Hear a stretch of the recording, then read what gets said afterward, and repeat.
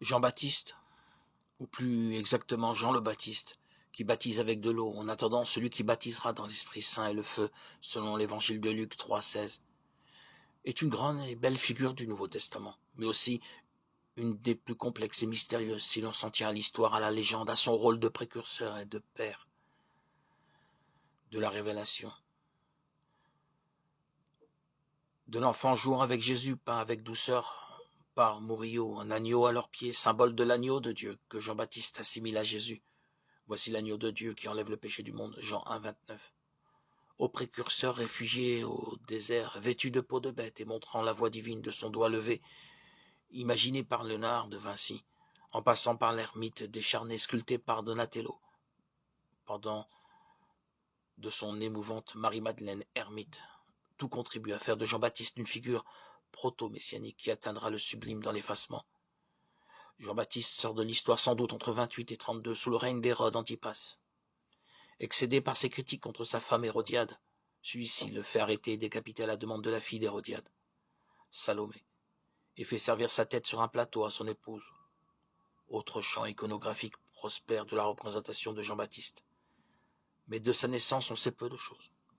Fils du prêtre Zacharie et d'Élisabeth, donc Luc dit qu'elle était parente de Marie, mère de Jésus. Sa naissance, comme celle de Jésus, est annoncée à Zacharie par l'ange Gabriel, qui évoque le fait que Jean sera rempli de l'Esprit Saint et aura la puissance d'Élie. Luc 1, 5, 25. De là, l'assimilation fréquente de Jean-Baptiste à un nouvel Élie. Quant à sa naissance, l'évangile de l'enfance de Jésus selon saint Luc la situe sous le règne d'Hérode le Grand. Luc 1, 5. Désignant par ailleurs l'enfant comme le précurseur marqué du signe d'Élie.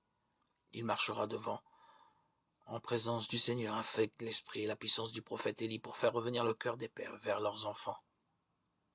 Luc 1, 17. Cela fait de Jean-Baptiste l'aîné de Jésus. Sa carrière de prédicateur est largement exposée dans les évangiles. Luc précise que l'an 15 du règne de l'empereur Tibère, la parole de Dieu fut adressée dans le désert à Jean, le fils de Zacharie, et qu'il commença dès lors à parcourir toute la région du Jourdain, en proclamant le baptême de conversion pour le pardon des péchés. Luc 3, 2, 3. En outre, il souligne très clairement, en se référant aux oracles d'Isaïe, que Jean-Baptiste prépare le chemin du Seigneur. Luc 3, 4. Cette pratique de l'éloignement du monde et de la purification du corps par un bain d'immersion a conduit les spécialistes à rapprocher Jean-Baptiste de la secte des Esséniens, sans que cela puisse être prouvé. Mais ce qui est certain, c'est que sa réputation d'ermite est très grande au moment où Jésus commence ses activités. Lui, Jean, portait un vêtement de poil de chameau et une ceinture de cuir autour des reins. Il avait pour nourriture des sauterelles et du miel sauvage. Matthieu 3, 4. Et le baptême qu'il donne à Jésus ne fait qu'annoncer la manifestation du Christ.